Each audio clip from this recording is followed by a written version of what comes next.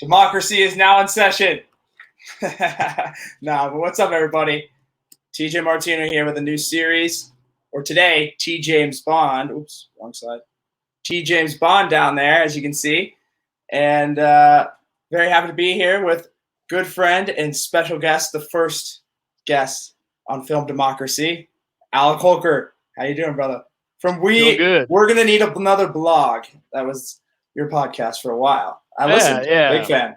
I appreciate it, TJ. Yeah, thanks everybody, and good evening. Like TJ said, I had a little podcast of my own, and I've been following TJ, so following you in the show for a while. So I'm ready to hop on here, talk about what movie are we talking about, TJ? What movie? We are talking about a movie that I was pretty interested in seeing when it came out because of how good the predecessors had been, and that is James Bond 007 Spectre, which is the most recent of the James Bond films.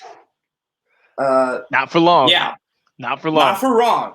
But I figured we should I put this one on the list just because I wanted to throw 4 films in there to start. How I want to do it in the future is, I want to have just, I'm going to drop, a tweet or, a post or whatever on every platform and just have everybody recommend movies. And then whichever ones gets the most likes or, votes or whatever, then, those will be the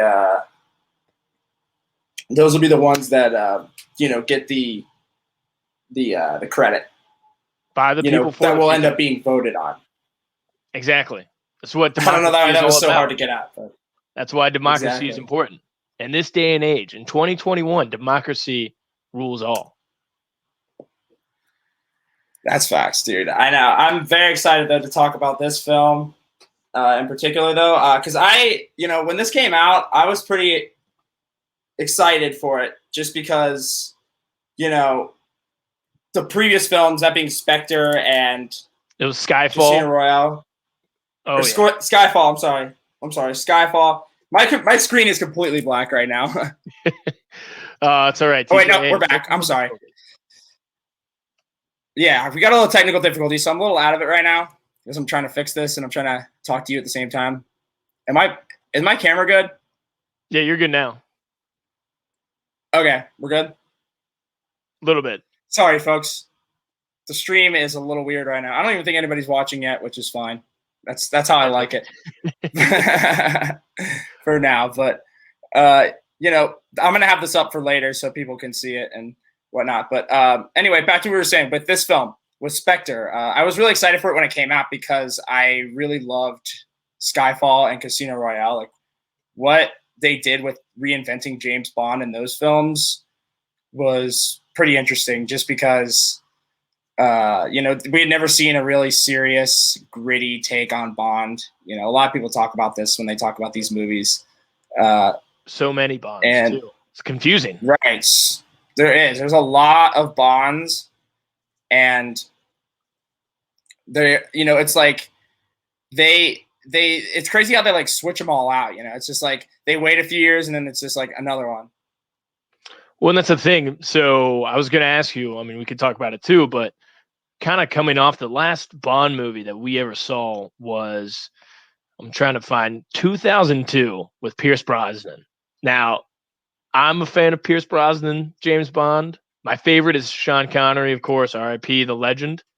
But so we didn't get another Bond movie. Casino Royale didn't come out till 2006. And Daniel Craig just came out. He came out guns a-blazing. Can you hear me? He kills it.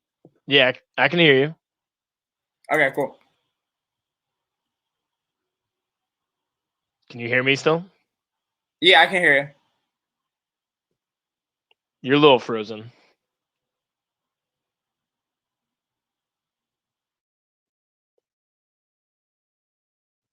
Should I keep talking, TJ? I was going on a roll there.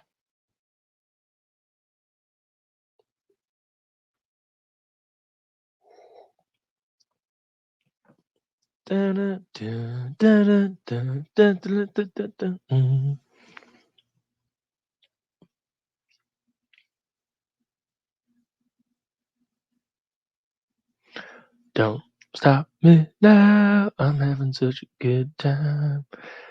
I'm still up. Well, like I said, everybody, Pierce Brosnan. I don't know if anybody else here is listening, a fan of Pierce Brosnan. I thought they were good. They were always on TNT or AMC. But back to the main guy, Daniel Craig. He was actually kind of going back. He was kind of he wasn't in too many films before Casino Royale.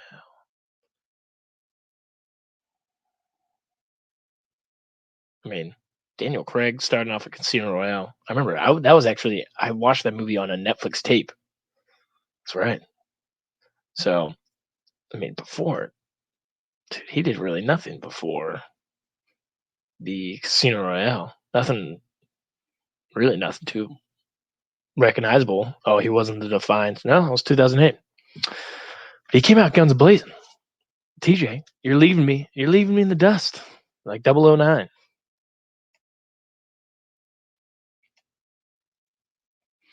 But Casino Royale, oh, what a great movie. And Sam Mendes actually took over. Hey, yo, I'm back. You hear me? Okay, yeah, we're back. Okay, I'm just using my laptop camera because I think my problem is my laptop's getting my laptop's getting overwhelmed because I was running my GoPro on it. I think that's just like I have an old laptop and I'm trying to get a new one, but I'm waiting until the new 16-inch MacBook comes out. So I'm like in between a rock and a hard place because I wanna get a new computer now because this one's just completely shot. But like at the same time, like yeah, I bet. No, I need to get a new one too. I'm using my roommate's. I should be good now. But anyway, all right. James Bond, you were talking about Spectre. Let's talk about just the other Bond movies leading up to this. That's what we'll start this so that's what I was kind of talking about. I was talking to myself a little bit. Okay. But the Pierce Brosnan movies were good enough, but not great. But going off a 4-year dry spell of Bond movies with Daniel Craig, and he comes in hot. And Casino Royale, all time, probably one of my favorite Bond movies too. Yeah. And Sam Mendes, actually, he took over. I didn't know Sam Mendes. He did not do Casino Royale, but he ended up doing Skyfall, Spectre, and I think there was a second one too. Yeah, so he did these 2 movies, and you kind of see, yeah, he did those 2. But Daniel Craig, he's going to go down in the history books as one of the best Bonds for sure. Whoever comes next, though, they got a lot of shoes to fill. Big shoes to fill. Yeah, I mean it's crazy. I watched Dr. No. That's the only Connery Bond movie I've seen. Oh, that's really old. Dr. No. I liked that. I liked that one. It was like, it felt just like a 60s movie, really. Like it is, yeah. Because it wasn't really like, but you could see where the other movies that followed kind of picked up on the tropes. Like, and you even see in Spectre, like, one of the things I noticed about it when I saw it was how it kind of tried to harken back to a lot of like the campiness of like the original Bond movies. The cars, all the tools, the gadgets, of course. Right. Yeah, I remember like the cheesy moments, like like the little like looks of it at each other and stuff like that. Like, I think that's why everyone likes Daniel Craig is so good at just giving the jabs, the looks. Right. He squints at you, and you're like, oh wow, yep, I'm gonna do what you say. But yeah, 2015, TJ. I remember I saw this in theaters. I saw it in theaters too, yeah. I think you saw it at the same movie theater. I think we did. Probably. Yeah. Oh, wait. Yeah, we probably read each other because I remember we read each other a lot at the theaters. No, definitely. But this great movie. Yeah, but talking about the Brosnan ones going into this, like you were saying, like those ones were very campy. Like I've seen GoldenEye. Like that one's probably like the most like they're cheesy. They're grounded. It's the most grounded out of those, but like they just go off the rails after a while. They're so cheesy. But you gotta love Pierce. You gotta love Pierce. He is a good Bond, but like Craig just brought that certain level of grittiness to it with Casino Royale. And Martin Campbell did GoldenEye, and then he came back and did Casino Royale. And those 2 movies are like similar in some ways just because they're Bond movies, but like also like Casino Royale is much grittier and harder edged, which I liked because like we had never gotten that from a James Bond movie before, like no, nothing like this. Like the series was spiraling out of control prior to the Daniel Craig, and a lot of people were criticizing Craig at the time because he was blonde haired, and they never had a blonde headed Bond before. I didn't know that. I thought they would criticize him for the acts of world terrorism that he just causes wherever he goes. Like in Casino Royale, the first scene, he just blows up, either that embassy or whatever that office is, and then opening scene of Spectre, he's flying a helicopter in the middle of Mexico City. Yeah. And how only 2 people died? No, there had to be at least many casualties. Both of these incidents, 007, you're gone. You're next. The 00 program, it's over. Just because of Daniel Craig. So, I mean, going into this film though, like, well, actually, after Casino Royale, let's go break it down, and then we'll go into this film. Which but, one? Like, yeah, which Casino one? Royale was the Quantum of Solace, which is the one everybody even forgets exists. Yeah, honestly, like, it is the most forgettable Bond movie. I've seen it before. I've only seen it once. The only thing I liked about it was that it wasn't that long. You know, it was only an hour and a half. So like, it was pretty easy to watch, but like as compared to like other Bond movies. But like, and kind of one of my complaints with Spectre, like we'll get into. But like, you know, this film, Quantum of Solace, just the story, everything about it just was so bland and forgettable. I couldn't even believe it was a Bond movie. Like, I don't think I've ever seen it, honestly.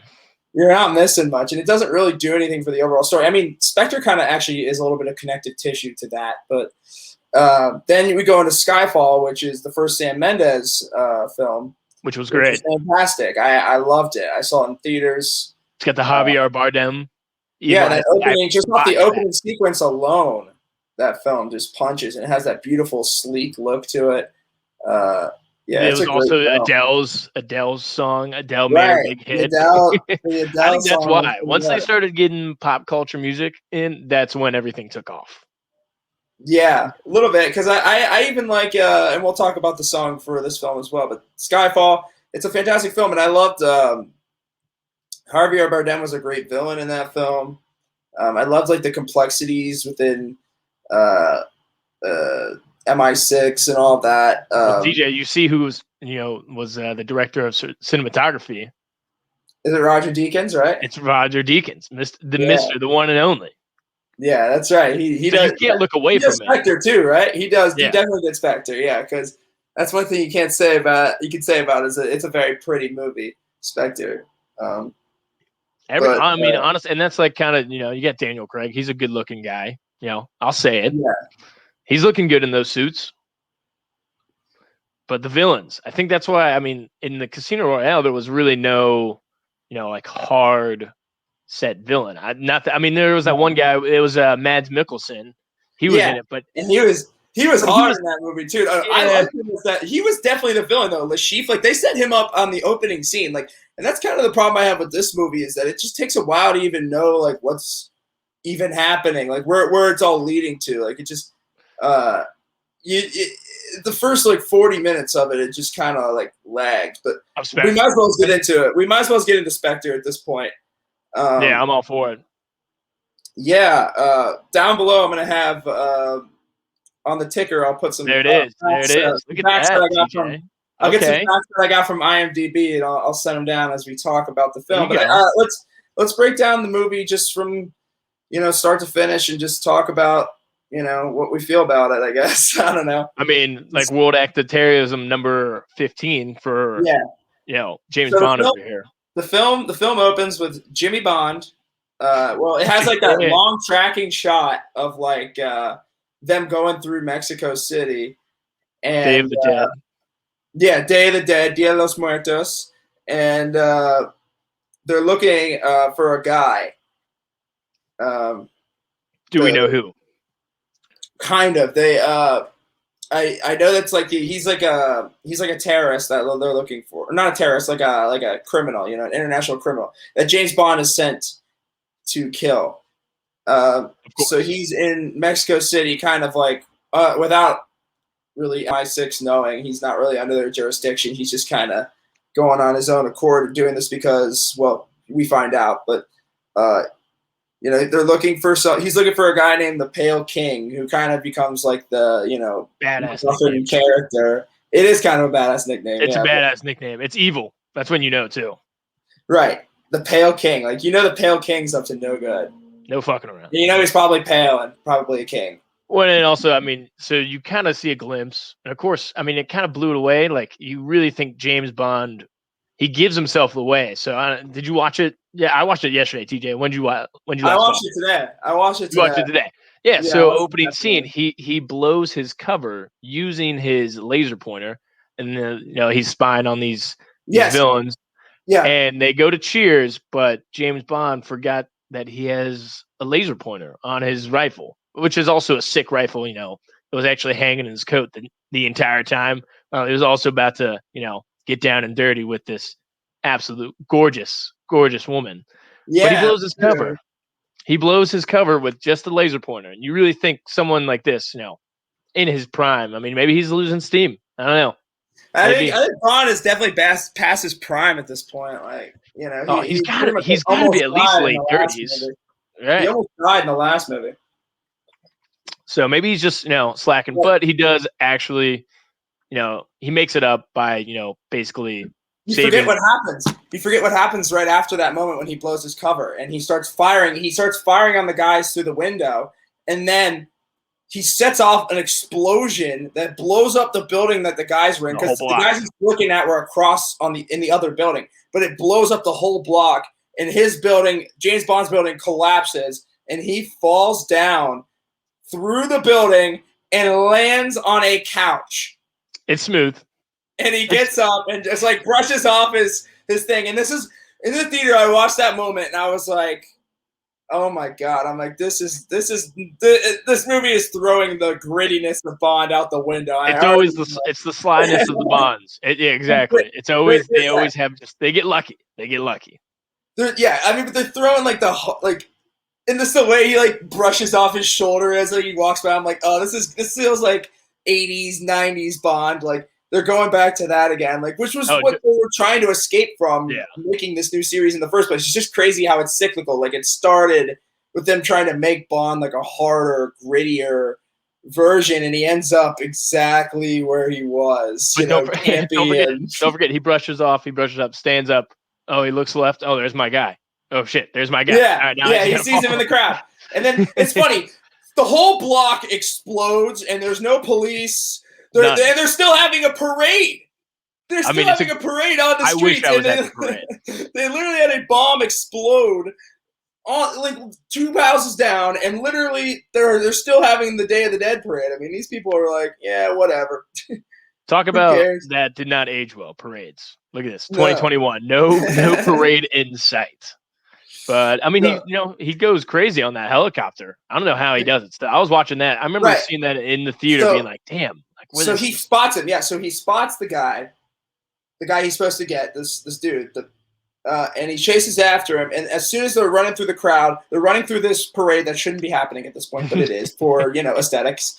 They're running through, and as they're running, a helicopter gets spotted in the air, and it comes down and lands like in the middle of the party, in the middle of the parade. A helicopter just lands down, and the bad guy gets on there, and James Bond follows him. They get on the thing, and then they start fighting on the helicopter while it's spinning and rotating through just above a parade. And let's not forget to mention probably at least 10,000 people. Maybe even more. Maybe more. Yeah. 10,000 plus people all watching a helicopter spiral out of control because James Bond is fighting the guy he's chasing, one other dude, and the pilot. And he takes them all out. One by one, takes them all out. But that's just what he does. And then I mean, it is what it is. I'm fine with that. I'm more okay with that than him falling on the couch. Only 3 people that we saw got hurt. Who knows how many people got hurt from the building falling down, and the explosion, anything like that. But all in a day's work for Bond. All in a day's work for Bond. He drives off, and you get this awesome shot of him flying the helicopter through the city. Yeah, he definitely plugged in his Oxford. And when he was riding out from Mexico City, he probably didn't want to leave. I mean, let's not remember that penthouse suite that he had, and not to mention, and the broad too, and the broad. So I don't blame him. But yeah, he kind of screwed himself over. It was kind of cheesy to him not even being ordered to be in Mexico City, but he's just going to do it because he's following his own leads that he got probably from the prior movie, right? I feel like they're kind of connected. It gets explained in this next scene. Yeah. So he gets chewed out. He gets chewed out. Yeah, he gets chewed out by the new M. Yeah. Who's played by Ray Fiennes, great actor. Yeah, he's a good dude. Yeah, he's the new M because Judi Dench's M gets killed or dies or whatever in the last movie. He gets scolded, and then we get introduced to C, who is pretty much the most obvious villain ever. Yeah, no, I remember watching this. As the guy sets foot on screen, you know he's going to be bad. He's a bad guy. Immediately he's a bad guy. I remember it popped in. I'm like, yeah, that guy sucks. I'm like, that guy's bad. Yeah. And then I feel like they try to make you think like he's on their side. And like Ray Fiennes' his character M is just like blindly like listening to this guy, even though he's literally telling him like, I have all of the intelligence in the entire world. I know everything. I have surveillance over everything. Like, and yet he's still like trusting this guy throughout most of the movie. It's just like what they were doing with M and Q in this movie was kind of strange to me. He's a good Q though. I do enjoy the Q. I like the castings. I just think what the writing and what they did with these characters was just a little strange to me. But I mean, anything of the best part about going to the Bond headquarters and like these kind of middle parts that they do have of these Bond movies is the gadget sequences, and that's why I do like this Q, because he's always like the gadgets he's whipping out are 10 times, maybe even 100 times better than what Pierce Brosnan, Sean Connery, what those guys were getting. Yeah, they got the it's a watch. Or like, hey, where's the car? Oh, it's for 009. And 007's like, are you kidding me? 009 got it again? Fuck. So I would always want to, you never meet a 009 either. Like they always drop the mentions. Yeah. I bet I think we're meeting. I think they're having a new 00 agent take over for James Bond in the new one. I saw like one of the trailers. I didn't see the whole trailer. Maybe we'll throw that on or something. I don't know. We'll talk about it. I don't know. There isn't much to talk about with the new one yet. It's not out yet. Oh, we got an IMDb pack. Oh, look at that go. Look at that go. We got a what? The IMDb fact. The first one. Following the success of this movie, Mexico City held its first Day of the Dead parade with complete floats, dancers, and giant marionettes in 2016. This movie just started a tradition, I think. I wonder if they included the spiraling helicopters. Oh yeah, no, that's just one of the rides. What if they just include that too? Dude, I didn't know though. You know, it doesn't take too long before we see our good friend Dave Bautista. I was so happy he was in this too. He was terrifying guy, dude. He's got the thumbnails that have daggers in them. So sick. So then Bond leaves the meeting though with M after he meets C, and you pretty much know C is going to be working with the bad guys. But anyway, he goes and he meets Moneypenny, and she pretty much like helps Bond like move the plot along, basically. Big time. And that's the problem I have with they introduce a lot of characters just to have them move the story. Like they're not really like a part of the story. It feels like outside of Bond. Actually, I almost actually put on the subtitles because I was like, am I missing something? Like, do they like keep mumbling? It's probably the English accents. I'm not, I have a few English friends, but I mean, these, like you really, and it's like a lot of, like TJ said, you meet a lot of people and they come in and then they're gone. And before you know it, James Bond, there he goes, fighting people again. You're like, wait a minute, where are we? Like, yeah, exactly. It's like, oh, James Bond's in Austria now. They're like, all right. A lot of locations and a lot of new characters that just kind of get shuffled in and out. And it's just hard to like kind of latch on to anybody outside of Bond. Bond really isn't that interesting in this movie. Yeah, the guy in the basement. Like who? Like I'm like, wait a minute. Yeah. And there's a camera in this guy's living room. What is this guy doing? Who's watching? Yeah, we'll talk about him. But anyway, he meets with Moneypenny, and she basically like gives him some information about that pretty much goes nowhere. She gives him like the information from Skyfall, I guess, from the last movie, and then like he basically tells her that he was sent to Mexico City to kill his name's Sciarra is the guy's name. The guy that he was chasing down in Mexico. His name was Sciarra. He was basically told to chase him down by the old M before she died, and like he plays like the video, remember, for Moneypenny. He plays it for her so that she kind of understands what's going on. And so like she helps him and basically tells him. I feel like he goes to Rome. Yeah, he basically. She sends him to Rome to find the Pale King. Yeah. And so he goes there, and that's when he meets the super hot Roman chick, he pulls a Who's card. like grieving. Who's literally like grieving over her husband's grave, and like Bond slides over and like automatically seduces her. I'm gonna miss that in the new Bond movie. He was he took a line straight out of Wedding Crashers from Will Ferrell. Going to funerals to pick up chicks. Yeah, nice one, James Bond. Really good on your track record. Yeah, but I mean, of course, it's kind of a sly move he does. But he has ulterior motives. He has ulterior motives. He's there for information, really. Like, and that's the thing. Like, Bond uses his sexuality to get information out of people. Like, it's kind of it's a thing that they're going to be writing around in the new movie for sure. Because the new movie will be the first one post Me Too's. They've already had like a bunch of rewrites and stuff where they're going to go back and fix the script, I guess. And a lot of these Bond girls probably will not show up in the new James Bond movie. I'll make a prediction there. maybe Bond will be a female. Who knows? I think that's what they're pushing from what I saw from the trailer. Who knows? Lashana Lynch is her name. I think she's going to become the new Bond. So that's what it is. But back to this movie, he goes there to find the Pale King, and he basically, he meets this girl. Basically gets her to like go back. He follows her back to her crib, basically, like, and then as soon as she gets back there, there's like two dudes there that are looking to assassinate her. Oh yeah. And so like they pull guns on her, and Bond kills them. She knows she's about to get whacked too. Like, that's kind of like a weird thing you notice. You're like, man, she totally knows she's about to get waxed. Yeah, but she knows she's in trouble. James Bond stalks her home. Right, he stalks her home, and he saves her life, and she's just not really grateful about it, like. Hey, she is grieving. You can't blame her. Yeah, I don't blame her, and but at the same time, I don't blame her for falling for Bond. I mean, that's one of many. I said it earlier. He's a good-looking dude. He is, and he's got all the skills and the gadgets, man. Like, it's hard to say no to Bond. But I forgot to mention, Bond gets, before he goes to Mexico, he gets like this shot of like nanobots into his bloodstream. Yeah, so they can track him. Yeah, right. Which is like part of like the tack from Q. Yeah, and actually, I mean, they use it a couple times, but they really it just kind of comes into play for it's just a plot. For C to track device. Everybody. It's a plot device, just to build tension between Bond and and Q.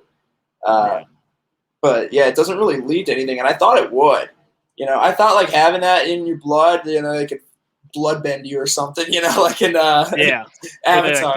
They shock him or something like that. Yeah, it would shock his whole butt. Damn, could you imagine shocking your veins? Would not be good. But he does crash another party. I mean, he crashes the funeral, but thanks to this grieving mistress that Bond finds himself, she gives away that they have the group Spectre. Yeah, the crime syndicate. Yeah, well, we don't find out it's called Spectre yet, but we find out about the crime syndicate and that her and because. That's right. Bond gets the ring from Mexico, and that's how he's able to track to her, because that was, I guess, some husband's relation. ring or something. Or no, she knew what the ring was, and that's how she identified the ring. Right. But anyway, then they they get the C is tracking them and all that, and ends up flushing Bond out of there, and then they send Mr. Hanks after him. Who is played by Dave Bautista. Mr. Hanks. And they have like that crate. They have the car chase through Rome, but it's like midway through the car chase, there's just an exposition dump from Moneypenny and Bond, and it's just like it just cuts right in the middle of the chase scene. It just sucks all the tension out. And Bond's just like driving, like with Dave Bautista following him in a Lamborghini. He's driving in the Aston Martin, like talking on the phone. Yeah. Moneypenny's like rolling over next to some guy she's sleeping with, like, hey, you want me to look up some stuff? And like he's like driving away and just like, if you can get over to your computer, that'd be great. Like, Bond's pissed. Bond's pissed. Moneypenny's sleeping with him. It was just weird because they were like, I felt like they were watching this and like they were like, okay, we need like to kind of explain what's going on here, but like we have an action scene, so I guess we'll just stick it right here. It can't be too much action. So I guess of course, they had a car with flames with it. I think they definitely have enough action for what it is. But yeah, Bond was doing. He was crashing the party. He was crashing Christoph Waltz's party, and you can't do that. You can never do that. How dare he? Right. I'm sorry. That's how he goes to Christoph. I'm getting ahead of myself here, but he goes to Christoph Waltz's party, and that's how Mr. Hinks chases him. Yeah.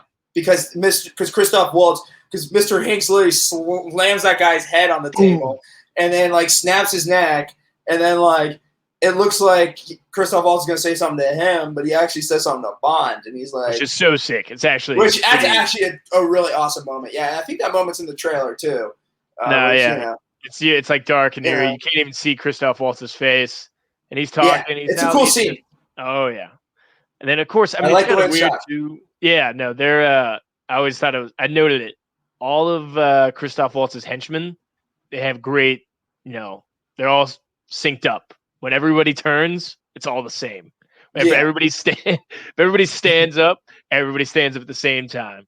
So yeah, I'm like, man, these people. They're all in sync, man. They probably practice that for hours. They got it down. No. He only wants perfection. If he's the main villain, they only want perfection. But he uses the ring to get into Christoph Waltz's meeting. It's because of the hand. Yeah, use that ring. He uses the ring to get into the meeting. That's how he gets in there in the first place. But then Christoph Waltz recognizes him because, well, we'll get into it. But then he gets chased. They get on out of there, and then let's see. I'm just following this on IMDb so I can just know where I'm at. But he calls Moneypenny. Yeah, here he's calling Moneypenny, and she figures out that the Pale King ends up being the guy in the basement. Is that who it was? Yeah, because she figures out who he is, and he had that up. Yeah, and she figures out where he's at, and that he had been presumed dead or whatever, but then he's not, and I guess like Bond like tracks him down later on in the movie, which we'll see. But then they go to Tokyo. Ooh, that's right. And C is there trying to get the Nine Eyes program, which is like his surveillance program, expanded. And that's when they're like trying to get the South Africans are like, no, we don't want it. And then like he basically like schedules that false flag in South Africa or whatever. See, yeah, he's a sly little guy. He knows what he knows how to pull. He knows how to push people's buttons. He does, yeah. He knows how to push an agenda. But he then reads a headline on the car chase. Blah blah blah. Okay, then we just go to Moneypenny tells Bond where Mr. White is, so that Bond finds him, and that's where we get the shot of Bond walking through the snow to the big cabin, which is a really cool aesthetic from the trailer. And that's the thing; all the best moments in this movie were in the trailer. More than likely. I mean, that's why I went to see the movie. I was like, this trailer looks pretty sick. Turned out it was everything from the trailer. That's how you know it's the movie's not that great when it's standing on that. But that's why I have been reluctant to watch any trailers in general, especially this new one for the new Bond movie. I haven't really watched much of the trailers. I watched like half of one of them because it was on like a YouTube ad. But like, I'm not really. I haven't seeked out any trailers really at all. That's a good idea. Yeah. No, I'd love just because why? Yeah, I mean, at least kind of you want that feeling of somewhat being surprised. So the thing I do like for trailers is like I do like them for blockbusters, I guess, just because you can kind of get a feel for what the movie's gonna look like. That's like the only reason. But I don't know. But anyway, Bond goes to this cabin in the middle of Austria, I think. Austria, yeah. And during the winter, at least. He meets Mr. White, and Mr. White's like pretty much dying. He's like sitting in that basement around all those screens, like in the chair, just like shivering, about to die. And apparently Mr. White was like a hitman. He knew Bond, I guess. They had some history or whatever. But Mr. White was dying, and he tells James Bond that, Bond basically wants like information out of him. And in exchange, he'll offer protection for Mr. White's daughter. Yeah. Yeah. And, Mr. White pretty much goes for it because he's about to die anyway. So. He's got nothing else to live for. He's got nothing else. He's living in his grandmother's old Austrian cabin, and he's living in the basement. Yeah. Mr. White, he's on his last leg. So compared to where his daughter is living at the top of a mountain, which did they say what she did? I was always trying to figure out, like, what office is at the top of a mountain? Yeah, I'll look in the IMDb synopsis when we get up to it and see, because I was kind of confused on that too. It was good. But great windows. We will get. Yeah, it is a cool looking building, and a lot of the sets and visuals in this film are great. It's just the story was my biggest issue with it, which we'll get to. But he goes there. Bond talks to him, makes this deal where he's like, "I'll protect your daughter" or whatever, and he gets the information, and then Mr. White shoots himself in the head and dies. And he tells Bond that his daughter is at the Hoffler Clinic. Okay, so this is like a hospital or something, I guess. They were definitely registering him in for something. I don't know, and they were like doing the questionnaire. But James Bond was just fucking around. Like, he didn't really care. No. Yeah, because he was just he was just flirting with her to try and get her interest more. And of course, Mr. Hinks was also stalking Bond. That's why the daughter gets kidnapped, actually, right? Like, really, it doesn't take too long before the daughter is in grave danger. And if Bond's not there, she's toast. Like, she's gone. Yeah. Yeah, that's true. And then Bond gets captured too. But that's later on in the film. But Bond, okay, so then in London, C gives M a tour of the new intelligence building. M asks C if he's ever had to kill another human. Oh, yeah. I remember this scene. And then recording of Bond and Moneypenny's phone call. So, C shows M Moneypenny and Bond's phone call, and it pretty much shows the audience that he's spying on Bond, like, completely, which comes into play later in the film. But they were just tracking everybody. We're all being tracked right now, right, TJ? Yeah, technically, yeah, but not at the level that Bond is. No, because we aren't spies. I promise. Maybe. But I wouldn't He's doing tell you. you're doing it. for the people who are streaming. TJ's doing hand sign language translating. Yeah, I just want to. It's almost like I want to make sure my video's still working. I'm bugging. You're still clear. You're still good. Yeah, I think we're good now. But I think I just had to not use my extra equipment. My computer just can't handle that. But when I get the new 16-inch MacBook, we'll be good. So bear with me, people. Anyway, Bond confesses he's an assassin. Or wait, no, that's later on. Sorry, I got ahead of myself. He goes and meets her. She's a doctor. Yeah. A psychiatric and fitness doctor. And Bond goes there to get an evaluation. He goes there to get an evaluation, but really he's going there to get information from her. Yeah. He pretty much tells her he's an assassin, which right away she knows. He knows my father, and he tells her that he's dead. And then Hinks comes and gets her. You're right. Yeah, and then of course, again, as lucky as Mr. Bond can be, he's just flying a plane through the trees of Austin. Yeah. Perfect landing too. He's pretty smooth. I didn't know they were that aerodynamic, the 007 agents, but they get the job done. Right. Yeah. And that's kind of like the thing with like these movies though, like is that with Bond, like he's always in different like vehicles throughout the whole film. Like he goes from the boat. He's in a lot of different shit. The car goes underwater, the helicopter. Plane. Which also the plane scene was in the trailer, thinking about it. It was definitely in the trailer. Train as well. Oh, yeah. So, yeah, a lot of vehicles in this one. But he saves her. He saves her for now. Yeah. And then I think, or is this when they get captured? No, they get out. I think they get away.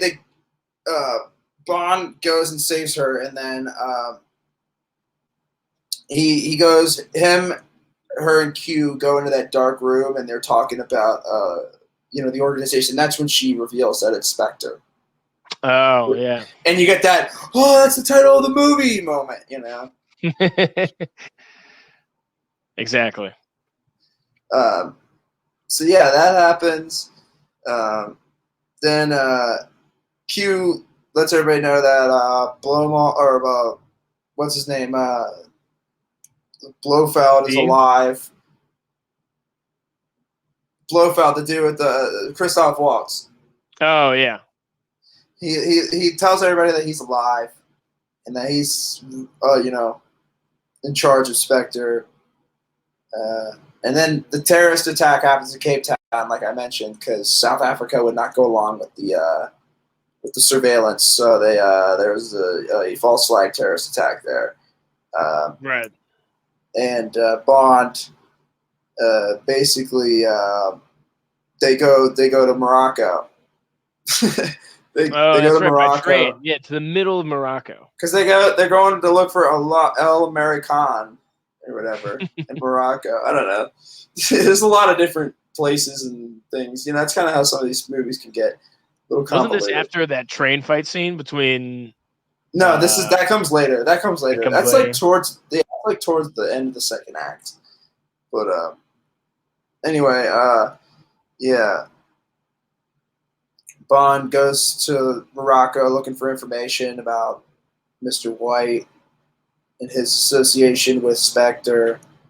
They're going through all the stuff, and then this is where Bond sees the mouse go across the floor because he watches over. He's protecting Swan, the girl.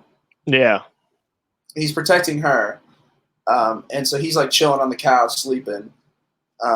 And he sees the mouse run across the floor and run into the wall, and that's what makes him think, "Uh-oh, there's something behind that wall. That wall must be hollow." Oh, that's right.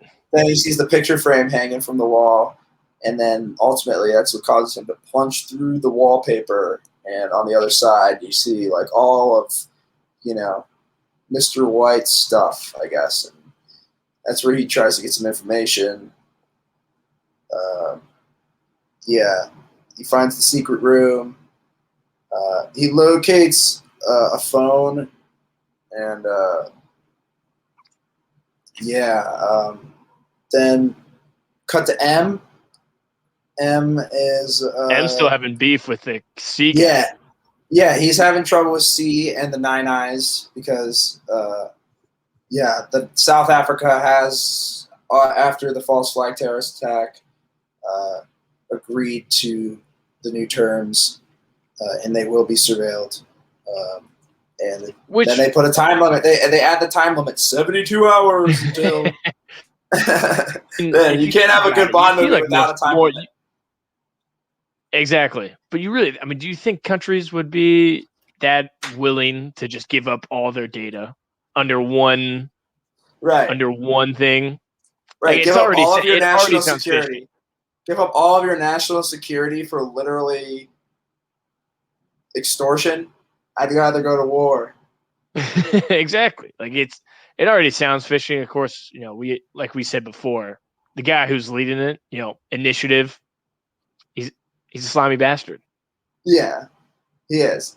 See, he's up to no good. You knew he's up to no good from the start. That's why it's just kind of I wish they would have added a little more moral ambiguity to his character because I feel he could have been kind of compelling. The second he comes on screen, he's not going to be working for the good guys. You just know from the demeanor, the dialogue, everything. They did make it a secret. So C is elected head of the committee and by Homeland Security. Bond and Swan take the train.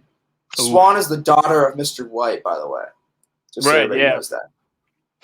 The very pretty actress. I forget her name, but she's lovely. I can't pronounce it. It's definitely Eastern European. It's European. Yes. Well, we'll mention it at some point. I just whatever tabs. The the synopsis train tab scene. takes I priority. mean, they're taking a beautiful train ride through Right. Austria. Yeah. They both get dressed up, of course. You know Bond. He's always got a spare white He's tuxedo. got that white tuxedo, yeah, looking fly as hell. Of course, she is also came prepared. She's got a dress too. So Yes, they dashing. definitely were looking to maybe have a nice dinner on that train ride. Yep. But got interrupted by good old Mr. Dave Bautista just coming in, Yep. clocking head, Mr. Higgs. body clocking Daniel Craig. And Almost I would say close to this is the strongest fight scene in the movie. And honestly, out of this movie compared to any of the other Daniel Craig Bond movies, this is probably the weakest action sequences yeah. out of the bunch, even compared to Quantum of Solace. Like the opening sequence, the Mexico City sequence itself, like for an opening scene compared to, like you said, Casino Royale and Skyfall having such amazing opening sequences, this one just pales in comparison. And but I would say that this action sequence from inside of the train is definitely the best of the film. It's the best choreographed in my opinion. Yeah, I mean, there's really not too many fights in this movie, which is kind of. I mean, there's more shooting, which is kind of more Daniel Craig style. Yeah. Well, I forgot. I mean, I remember yesterday. I was like, "Damn, this movie's long." It is a very long film. It's 2 hours and 30 minutes. Like, this is a long ass Bond movie. It is. Yeah, it's a long Bond film, which is I agree. I don't know how much rewatchability I really have for this, but hey, I've seen it. This is my second time seeing it, so here I am.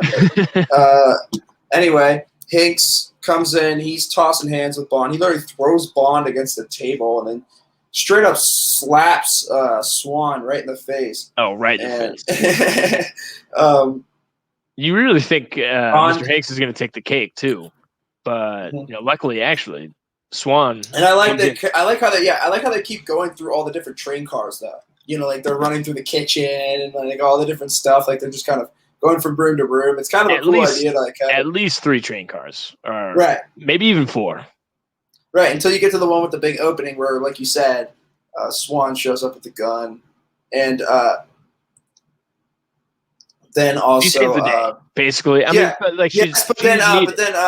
but then he gets her, and he's about to get her, and then Bond comes up with the rope and chokes him with the rope, and then as the train's going, he kicks out one of the barrels because all the barrels were attached to that same rope. Oh, and as each barrel goes out of the train, Mr. Hanks soon realizes he's attached to that rope.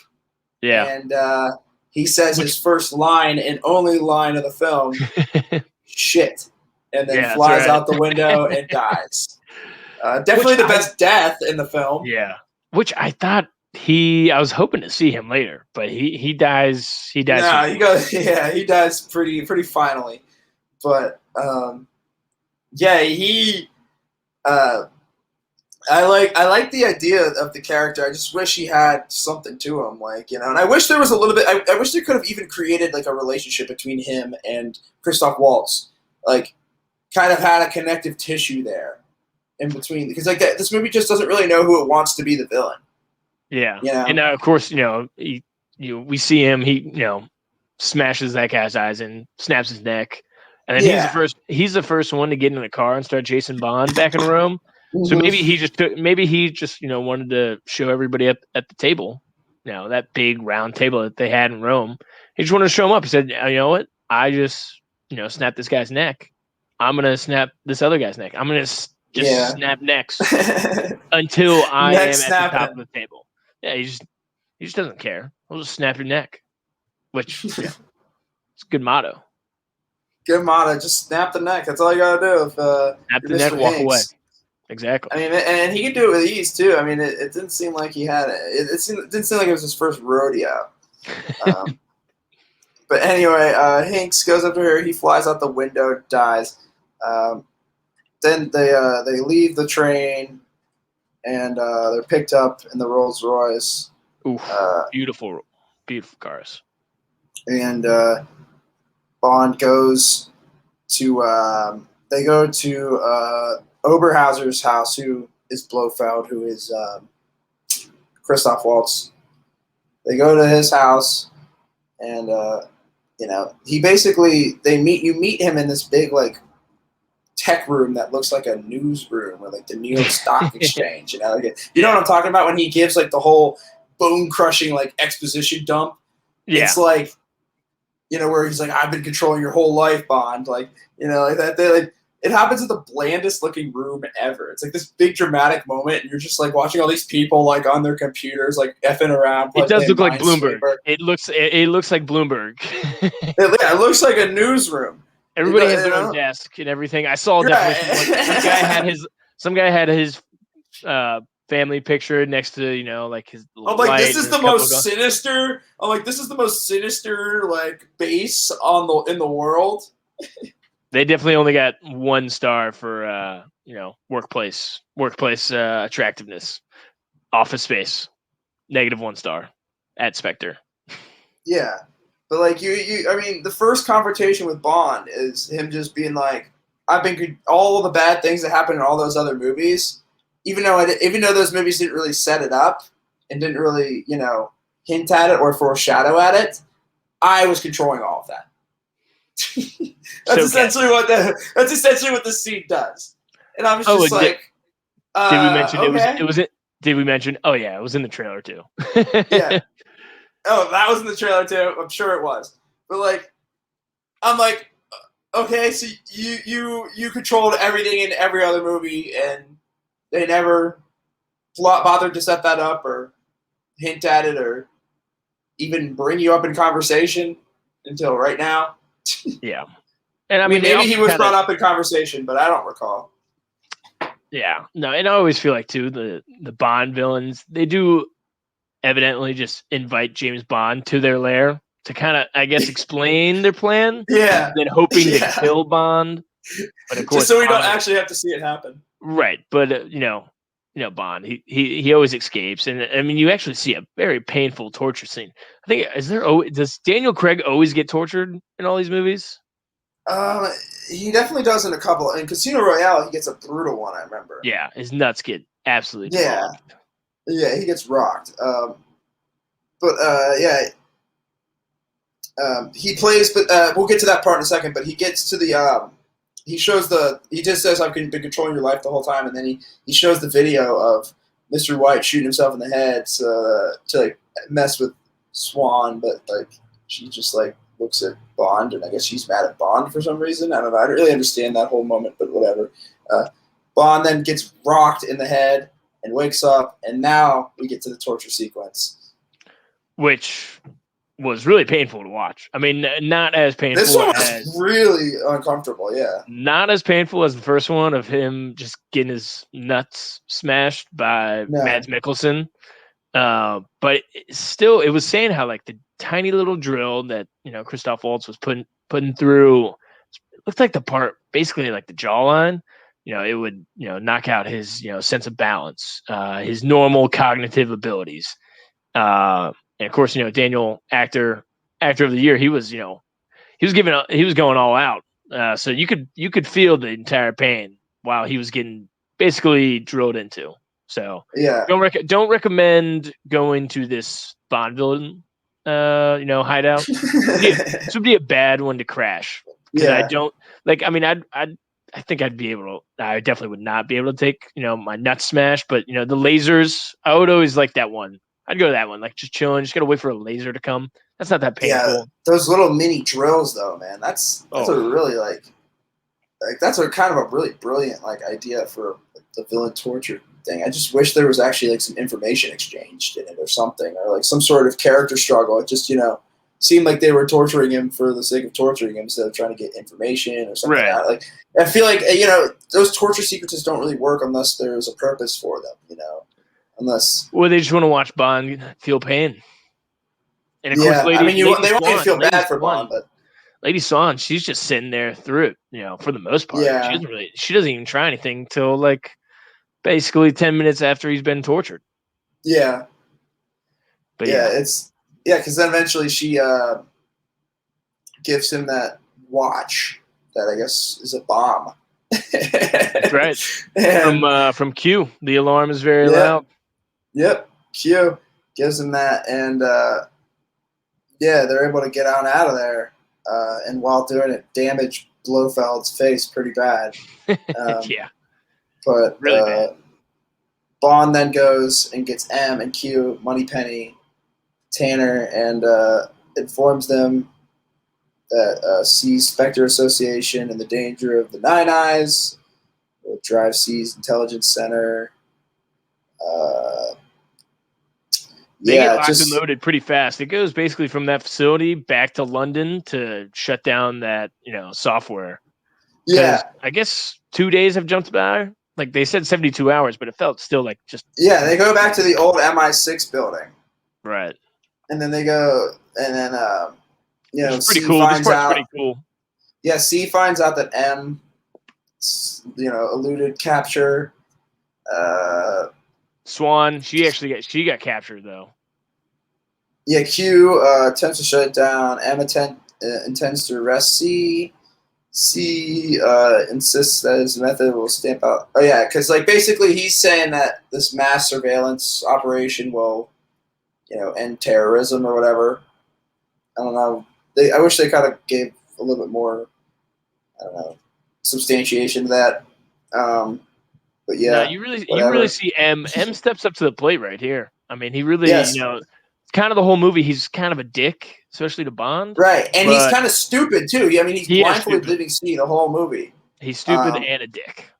A little bit too naive, I think, to believe in some of these scenes. But right, I mean, you can't follow up. What was the other woman's name? Nancy. You can't follow up. Judy Dench. Yeah, you can't follow up Judy Dench. The guy knew he was, he was done for. But, But basically, C pulls the gun out, and he realizes that M removed the bullets in it. Oh, so slick. Yeah. Always a good move. And then Bond goes into the MI6 building. He's looking for Blofeld, and you get those cool little dark shadow shots where Deakins can kind of have some fun with the camera.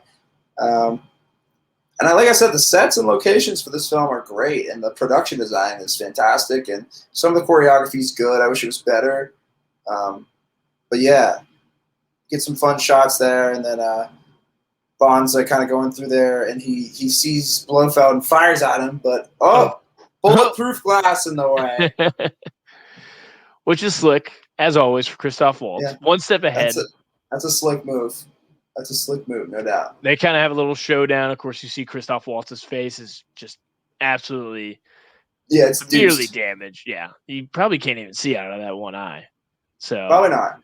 No, but of course, he set up a bunch of only way to go out is with a bunch of C4. Right. It ends up being a trap, and Bond is stuck in there, and you're like, oh no, how's James Bond gonna get out? And Blofeld's like, I can go out right here. I don't have to worry about it. You're trapped down here. And Swan Lady, she's tied up too, so he's got to find her underneath the time. The thing I thought was kind of interesting though is that Bond, as he's going in there through those shots, you see all the pictures of the people that died. What's her name from Casino Royale? The best Bond girl ever, in my opinion. I forget her name. What was her name? Best Bond girl. Eva Green, Eva Green, Vesper. Yeah, she was beautiful. Vesper was the best. Right. She's always my favorite. You see her, you see M, all the other characters that died, R.I.P. Then he shoots the glass, and Blofeld pretty much gives him the ultimatum. It's like, look, I'm dipping, but this place is gonna blow up in 3 minutes or whatever. So you better go save the girl. You're on the clock. And Bond then runs into the room, runs across the whole deal, and finds her. Finds Swan. She's strapped up to this thing or whatever. They get her out, and then they go on the boat, and the building explodes, and then Q ends up shutting down C's program, and C dies. C tries to wrestle for the gun, and then does not work. M shoots the ceiling, and C falls through, which is kind of a cool little shot. Of him falling to his death. Yeah. And, you didn't really like the character. Granted, he was pretty hollow. So whatever. Then Bond and Swan, they go for Blofeld. Bond like shoots the helicopter, and it crashes. Blofeld's hurt, and then Bond like is about to execute him, and then he doesn't, and lets him get arrested. And then he leaves with Swan. And that's the end of the film. Well, actually, not really, because then he goes down and talks to Q. And then, Well, he's got the tiniest pistol, but it's got the longest range to shoot down a helicopter. Yeah, exactly. Just absurd. I mean, there is the scene where I forgot to mention the scene where he's in the plane, and he's chasing after Mr. Hanks. Yeah. There's a moment when he dips the plane down, and he like looks at Mr. Hanks through the window and gives this really corny smile. And that was another moment in the film that I was like, this is just really going for campiness more than like actual storytelling. And like that's kind of, as now we wrap up the film and kind of give our thoughts on it, like it's kind of my thing on this is like I'm kind of upset that they're abandoning the heart or grittiness that was the first 3 Bond films. I mean, even though I didn't like Quantum of Solace that much, at least it had like a consistent tone to it. Like this film just is all over the place. Like it doesn't really know what it wants to be. It doesn't know if it wants to be campy Bond. It doesn't know if it wants to be hard edge Bond. And it doesn't know if it wants to be sleek and pretty Bond either. Like I get what you're saying. Yeah, no, it's kind of more like a love story. Honestly, you see him, he's basically schmoozing Moneypenny. He's schmoozing Swan, and then he's schmoozing all these women after their, people died. The woman in Rome.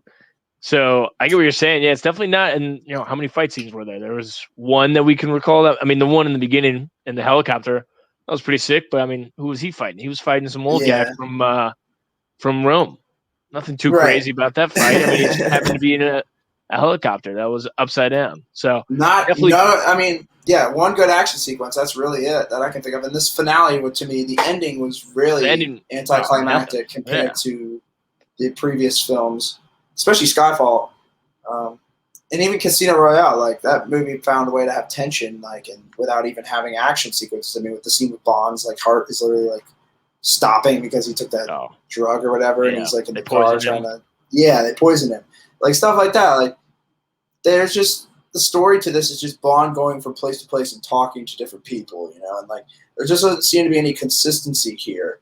There doesn't seem to be any sort of vision with this movie, and that's why I'm kind of having my reservations about the new film. It's like, where are they going to take this at this point? Like, there's got to be some point where you're just like, let's just take this IP and save it for another day, because, I mean, honestly, like, nobody's really clamoring for another Bond movie. Like, no. When they found out they weren't going to make a new one, like when Craig said he was out after this movie, I was like, you know what? I'm fine with that, honestly, because like.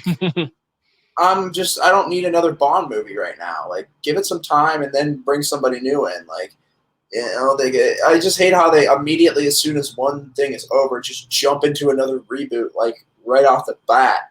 And it's just like, give these properties some time, like, to sit. And that's what, it's hitting the Star Wars syndrome where it's like too much, too fast. Just need to slow it down and just really think about the story.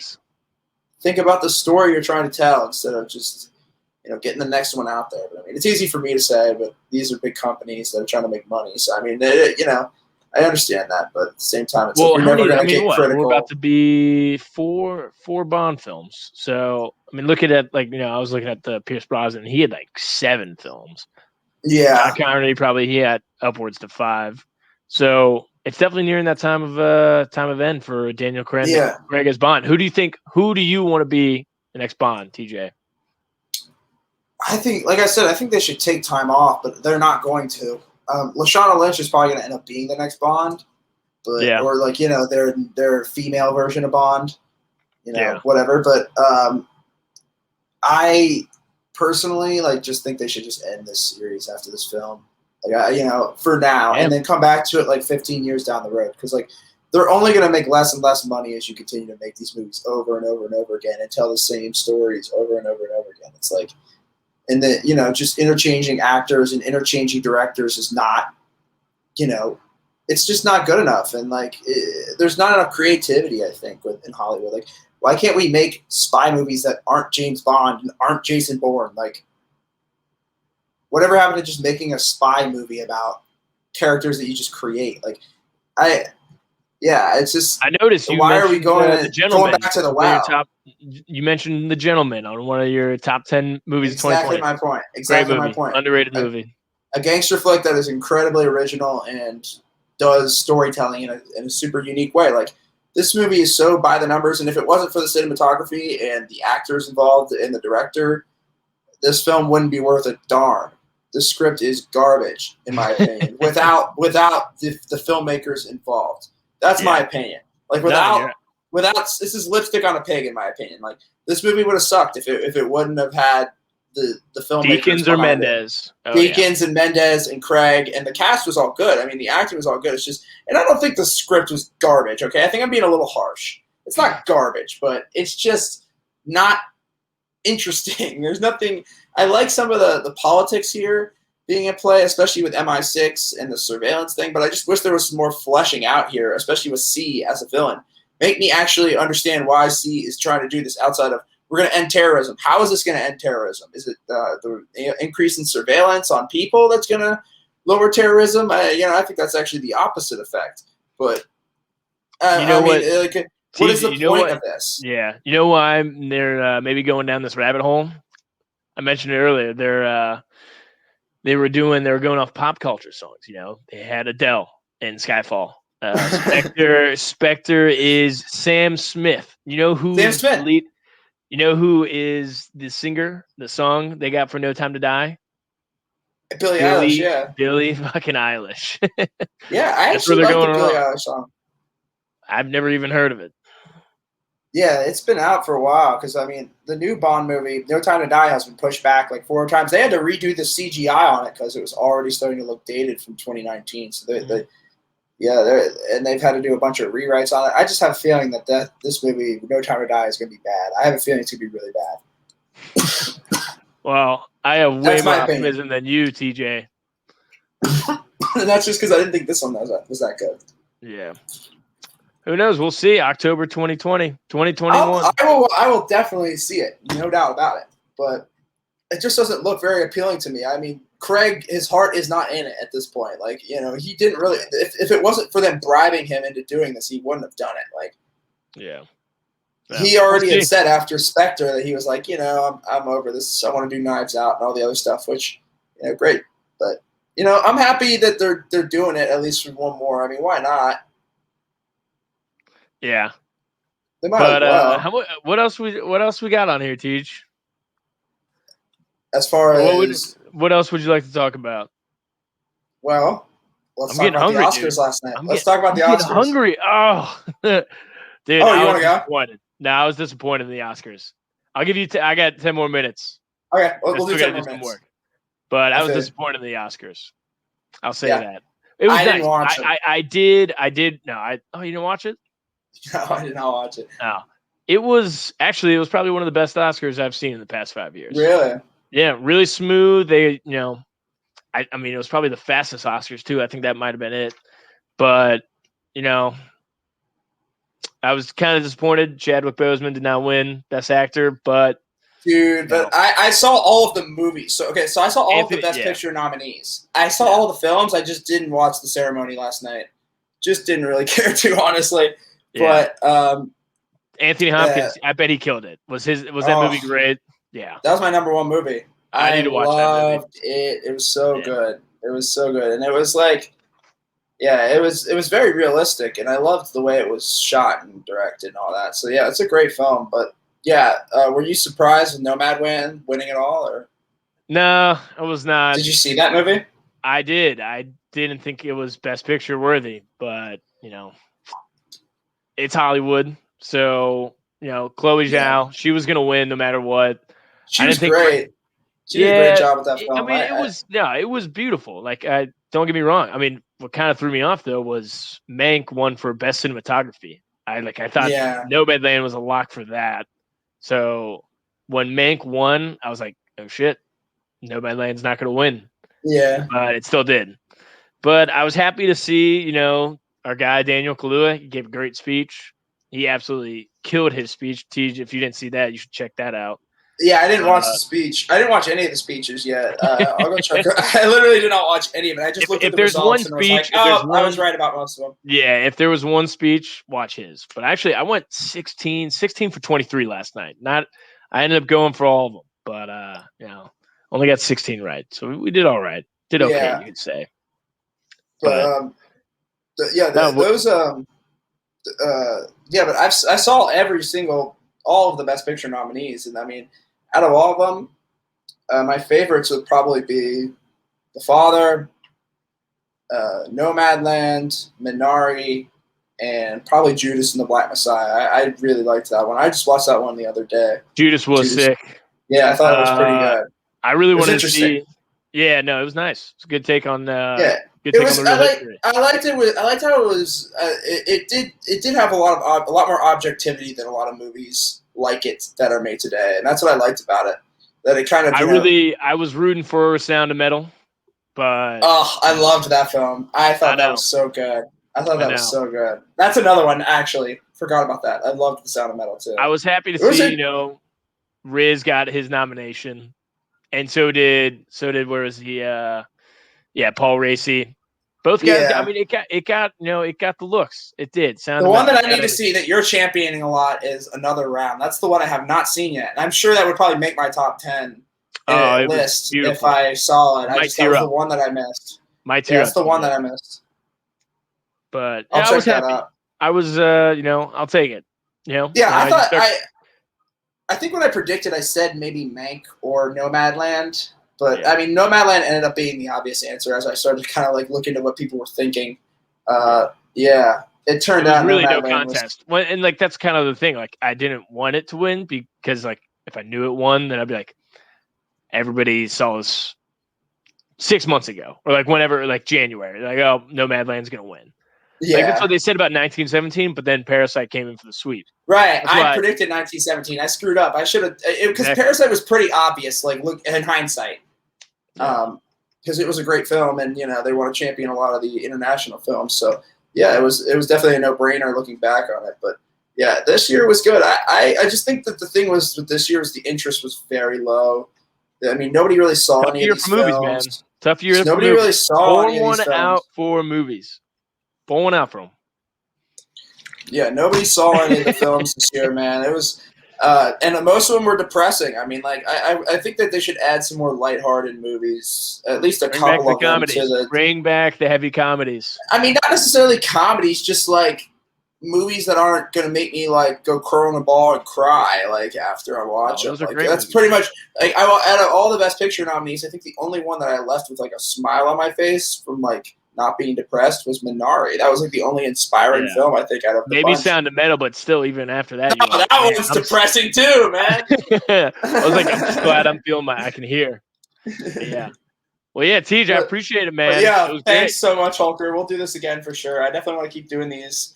We will have another session soon. Sorry for the technical difficulty. Yeah, no, you don't have to apologize. That's my fault. I got a little overly ambitious. I tried to set up my podcast mic and my GoPro and my computer. Hey, this old guy right here. Home, right? No, I love it. But thanks for coming on, man. We'll do this again, in the next couple of days or weeks or whatever. We'll figure it out. But thanks everybody for watching. And for the next time, court is in session. But until then, court is out of session. Peace. See you.